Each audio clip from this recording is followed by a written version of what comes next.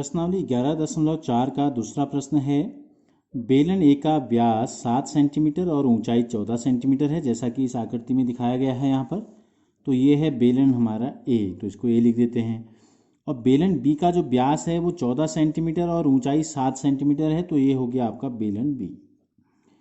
परिकलन किए बिना क्या आप बता सकते हैं कि इन दोनों में किसका आयतन अधिक है? तो ये दोनों बेलन आपको दिखाई दे रहे हैं, तो बिना गणना किए हमको ये बताना है, अनुमान हमको लगाना है कि किसका आयतन अधिक होगा। तो देख के और चित्र देख के, ठीक है। इसकी ऊंचाई, इसका व्यास 7 है तो इसकी ऊंचाई 7 है, इसका व्यास 14 है तो इसकी ऊंचाई 14 है। तो किसका आयतन ज़्यादा होगा ये हमको बताना है, अनुमान लगाना है, ठीक है। तो मैं अनुमान लगा रहा हूँ कि बी का जो आयतन है वो अधिक होगा। मेरा जो अनुमान है, मैंने अनुमान लगाया, हो सकता है आपको लगे ए का ज़्यादा है, ठीक है। तो उससे कोई ज़्यादा फर्क नहीं पड़ने वाला है, ये केवल एक अनुमान है। तो मैंने अनुमान लगाया कि बी का आयतन अधिक है, बी का आयतन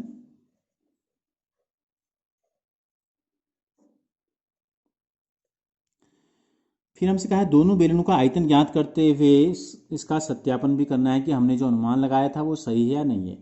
तो हम क्या करते हैं, देखो बेलन ए के लिए देखो व्यास हमको दिया है 7, बेलन ए का व्यास कितना दिया है 7। तो यहाँ हम ले लेते हैं व्यास को, हम बोलते हैं डायमीटर, ए ले लेते हैं यानी कि ए का, ठीक है। कितना है 7 सेंटीमीटर। तो इसकी त्रिज्या कितनी हो जाएगी, त्रिज्या हो जाएगी आर, व्यास का आधा हो जाता है, 7/2 सेंटीमीटर हो गया। तो बेलन का आयतन हमको बताना है, हमको बताना है बेलन का आयतन। किस बेलन के आयतन की बात अभी हम कर रहे हैं, पहले वाले यानी कि ए की। तो ये हो गया वॉल्यूम ऑफ ए। क्या होता है, सूत्र होता है, हमने आपको बताया था, पाई आर स्क्वायर एच होता है।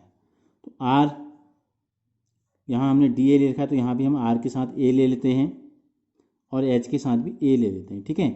एच ए भी ले लेते हैं, यानी कि ए बेलन की ऊंचाई कितनी है 14 सेंटीमीटर है। तो सूत्र में रख देते हैं बराबर, पाई का मान नहीं दिया गया है तो 22/7 रखना है, पाई आर स्क्वायर, आर ए कितना है 7/2 का स्क्वायर हो गया, और ऊंचाई कितनी है 14। तो एक 7 से एक 7 कट गया, 2 से 2 सत्ते 14 हो जाएगा, 2 से 11 बार चल जाएगा 22, क्या बचेगा, एक बचा 11, एक बचा 7, एक बचा 7। तो 11 सत्ता 77, 11 सत्ता हो गया हमारा 77, और 77 गुणा 7 बच गया, 7 सत्ता 49, हंसी लगा 4, 7 सत्ता 49 और 4 53। कितना आ गया, इतना घन सेंटीमीटर आ गया आयतन ऑफ बेलन ए का आयतन ये आ गया। इसी प्रकार बेलन बी के लिए जब हम लेते हैं तो हमको देखो व्यास दिया है 14 सेंटीमीटर और ऊंचाई दी है 7 सेंटीमीटर। तो हम क्या लेते हैं, व्यास लेते हैं। तो डायमीटर किसका, बी का कितना है 14 सेंटीमीटर। तो बी की, बेलन बी की त्रिज्या कितनी हो जाएगी, व्यास का आधा होता है यानी कि 7 सेंटीमीटर हो गई। और बेलन बी की जो ऊंचाई है वो कितनी दी गई है हमको, 7 सेंटीमीटर दी गई है। तो बेलन बी का आयतन हम निकालते हैं, ये होगा पाई आर स्क्वायर एच, ठीक है। दोनों को बी कर देते हैं, पाई का मान 22/7, आर बी यानी कि 7 गुणा 7, और एच बी की जगह पर कितना है, ये भी 7 है। तो एक 7 से 7 कट गया, कितना हो गया, 7 दूनी 14, 7 दूनी 14 15, 154 गुणा 7, 7 चौको 28 का 8, हंसी लगा 2, 7 पंजे 35 और 2 37 का 7, हंसी लगा 3, 7 एकम 7 और 3 10। इतना घन सेंटीमीटर। क्या किया, पाई आर स्क्वायर एच यहाँ भी होता है आयतन, पाई आर स्क्वायर एच आयतन यहाँ भी होता है, ठीक है।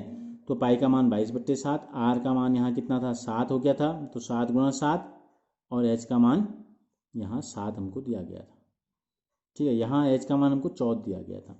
तो हल करने के बाद हमको क्या पता चला, देखो अब 1078 और 539 में कौन बड़ा है, 1078 बड़ा है 539 से। तो इसलिए बी बेलन का जो आयतन है ए बेलन के आयतन से क्या है, बड़ा है, बराबर लिख दिया मैंने, बड़ा है, ठीक है।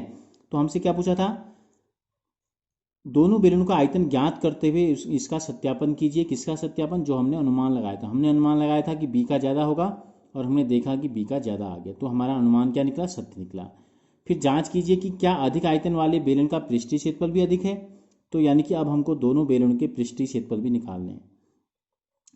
तो हम लेते हैं बेलन ए का पृष्ठीय क्षेत्रफल निकाल लेते हैं। बेलन ए का पृष्ठीय क्षेत्रफल क्या होता है, बेलन का पृष्ठीय क्षेत्रफल होता है पाई आर, ठीक है, हमने आपको बताया था पाई आर आर धन एच, 2 पाई आर आर धन एच हो गया। तो किसके लिए ले रहे हैं, ए के लिए, तो त्रिज्या किसकी आएगी, ए की, और ऊंचाई भी किसकी आएगी, ए की आ जाएगी, ठीक है, आर ए ले लिया हमने। तो 2 पाई का मान 22/7, 2 पाई आर ए हमारा है 7/2, और 7/2 में जोड़ देंगे 14, एच ए है 14, ठीक है। तो 7 से 7 कट गया, 2 से 2 कट गया, क्या बच गया, यहाँ बाहर बचा केवल 22 और अंदर बच गया 7/2 धन 14, ठीक है। तो या तो 2 का भाग देते हैं 7 में, कितने बार जाएगा, 3.5 धन 14, 14 में 3 जोड़ेंगे 17, तो ये आ गया 22 गुणा 17.5 आ गया। गुणा कर लेते हैं, देखो 22 पंजे होता है 110, 110 का 0 हासिल लगा 11, फिर 22 सत्ते करना है हमको, 22 सत्ते होता है 154, 154 में अगर हम 11 जोड़ देंगे तो ये हो जाएगा हमारा 165, 165 का 5 हासिल लगा 16, 22 से कम 22, 22 में 16 जोड़ देंगे तो आ जाएगा 38, ठीक है। एक अंक के बाद दशमलव था, तो ये आ गया 385 वर्ग सेंटीमीटर। किसका आ गया, ये सरफेस एरिया आ गया किसका, बेलन ए का।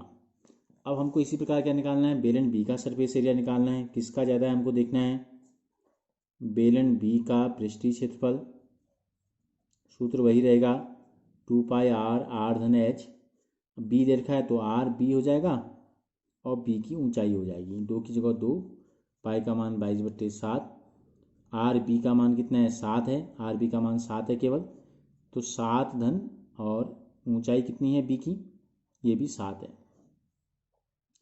तो 7 से 7 कट गया, 22 दूनी 44 और 7 और 7 हो गया 14, तो 14 गुणा 4, 4 चौको 56 का 6 हासिल का 5, 4 चौको 56 और 5 61 हो गया, तो कितना आया 616 और ये आ गया 385। कौन बड़ा है, 616 बड़ा है 385 से, तो इसका मतलब सरफेस एरिया किसका, बेलन बी का बड़ा है सरफेस एरिया बेलन ए से।